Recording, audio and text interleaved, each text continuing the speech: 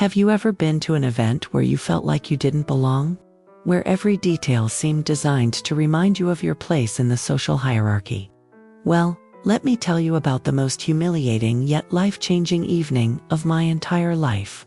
Picture this: I'm sitting at a charity gala in Manhattan, surrounded by New York's elite, wearing my best dress that I'd saved months to buy, and the server approaches my table.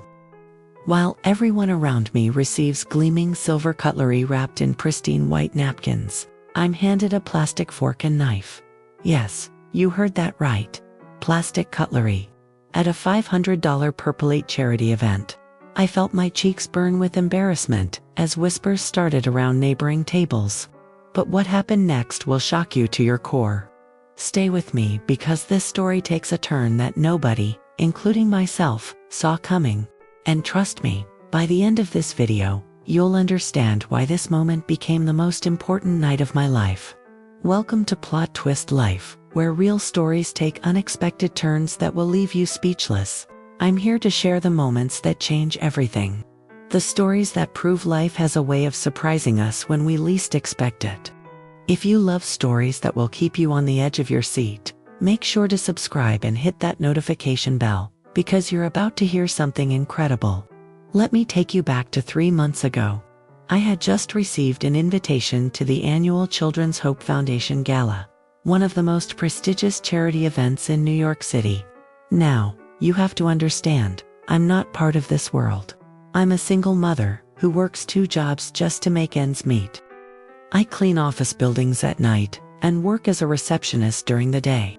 The only reason I even had this invitation was because my late husband's former business partner, Robert, had sent it to me out of what I assumed was pity. My husband, David, had passed away 2 years earlier in a car accident, leaving me with overwhelming debt and a 19-year-old son, Marcus, who had disappeared from my life shortly after his father's funeral. Marcus had always been close to his father, and David's death hit him harder than anyone. He blamed me for the financial struggles that followed, for having to sell our house, for the way our lives fell apart. The last words he said to me were, "You never understood what Dad was trying to build, and now you've destroyed it all." But this invitation felt like a chance to honor David's memory. He had always supported children's charities, and I thought attending might help me feel connected to him again. So I spent weeks preparing. I bought a black evening dress from a consignment shop, had my hair done at a discount salon, and practiced walking in heels I'd borrowed from my neighbor. The venue was breathtaking. The Plaza Hotel's grand ballroom was transformed into something out of a fairy tale, with crystal chandeliers casting warm light over tables adorned with white roses and golden chargers. I felt intimidated but determined. I found my assigned table, and was surprised to see it was relatively close to the front, near what appeared to be the VIP section. As I took my seat, I noticed the other guests at my table. There was Margaret Whitfield, whose family owned half of Manhattan's real estate. Next to her sat Dr. Harrison Pierce, a renowned surgeon whose philanthropy was legendary. Across from me was Victoria Stone, a tech entrepreneur whose company had just gone public. These weren't just wealthy people. They were New York royalty. The conversation flowed around me like I was invisible. They discussed their latest acquisitions, their children's acceptances to Ivy League schools, their upcoming trips to European estates. I smiled politely and tried to contribute when I could, but it was clear I was out of my depth. Then came the moment that would haunt me. The servers began approaching tables, setting down the first course along with the evening's cutlery. I watched as each table received beautiful silver sets, the kind that catches the light and speaks of generations of refinement. When the server reached our table, I saw him hesitate for just a moment when he got to my place setting. "I'm sorry, ma'am," he whispered, leaning down slightly. "We seem to have run short on the silver service. Would plastic be acceptable for this evening?" The conversation at my table stopped. Margaret Whitfield's eyebrows raised slightly. Dr. Pierce cleared his throat uncomfortably. Victoria Stone looked directly at me, her expression unreadable. I felt every eye in the immediate vicinity turn toward me. "Of course," I managed to say, my voice barely above a whisper. "That's perfectly fine." The server placed a plastic fork and knife, wrapped in a paper napkin, beside my plate. The contrast against the golden charger was stark and humiliating. I could hear whispers starting at the tables around us. "How unfortunate," Margaret murmured, not quite quietly enough.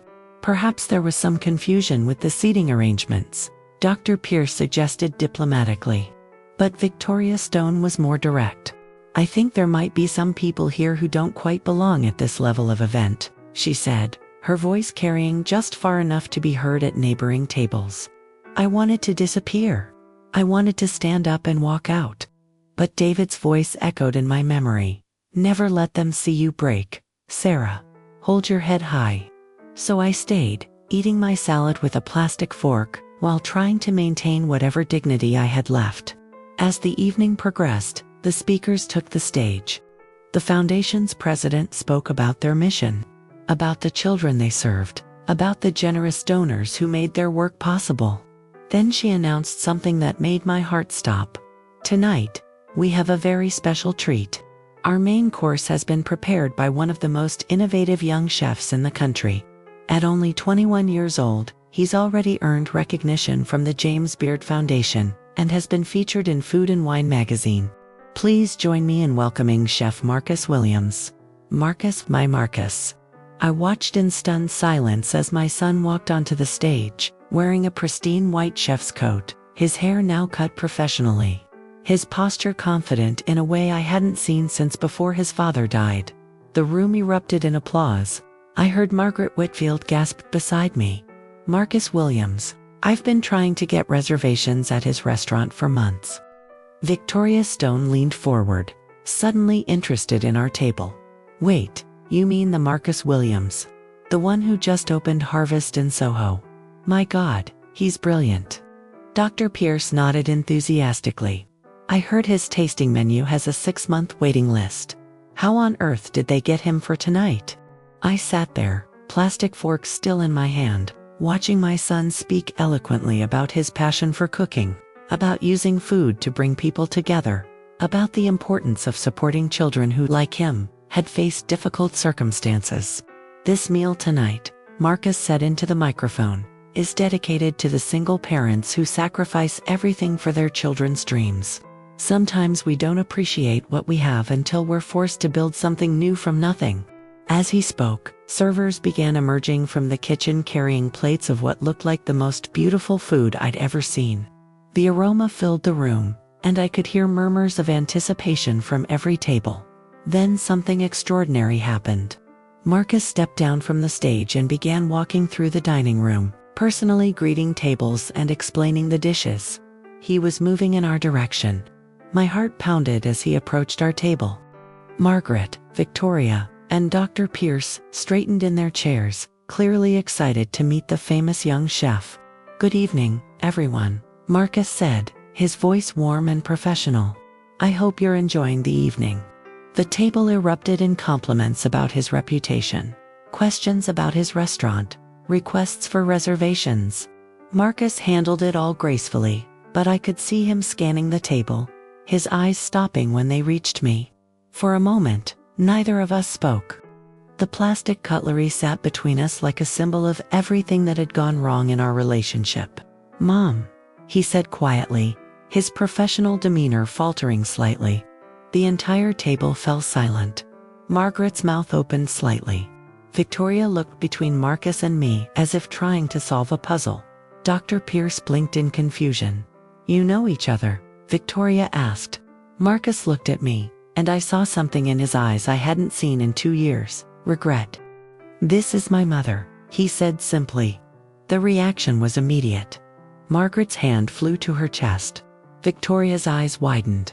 Dr. Pierce leaned back in his chair, clearly recalibrating everything he thought he knew about the situation. "Your mother," Margaret repeated. "But we thought, ... Marcus's jaw tightened as he took in the plastic cutlery at my place setting, the way I was sitting slightly apart from the others, the obvious signs that I'd been treated as lesser than.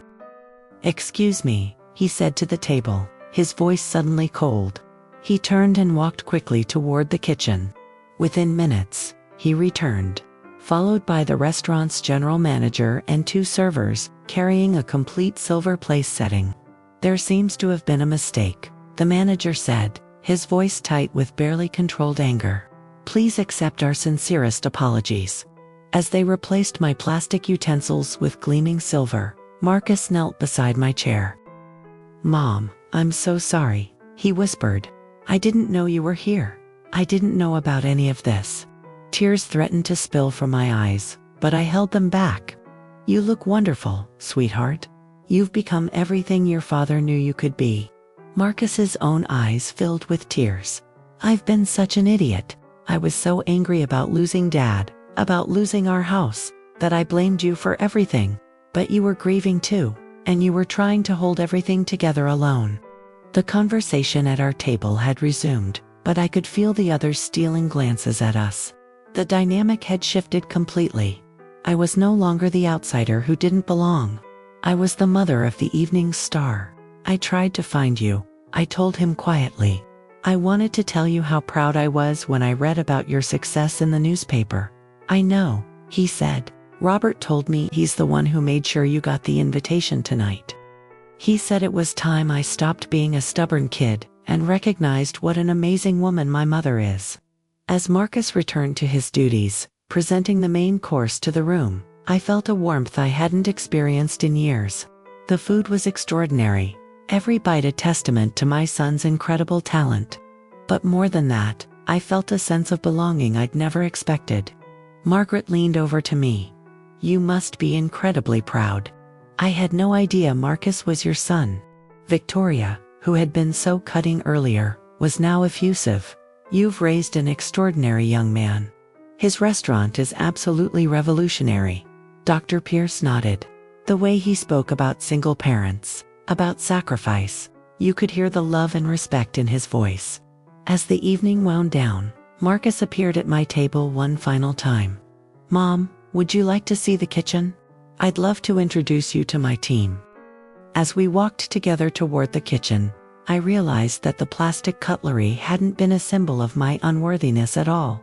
It had been the catalyst that brought my son back to me.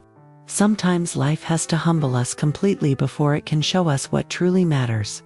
That plastic fork became the bridge back to my son, a reminder that our worth isn't determined by how others see us, but by the love we carry and the strength we show in difficult moments. Marcus and I have dinner together every Sunday now, and yes, we use real silverware, but more importantly, we use that time to rebuild what we thought we'd lost forever. If this story touched your heart, please subscribe to Plot Twist Life. For more incredible true stories that prove life's most difficult moments often lead to its most beautiful surprises. Share this video with someone who needs to remember that their worth isn't defined by how others treat them. And I'll see you in the next story that will remind you why life's plot twists are often exactly what we need.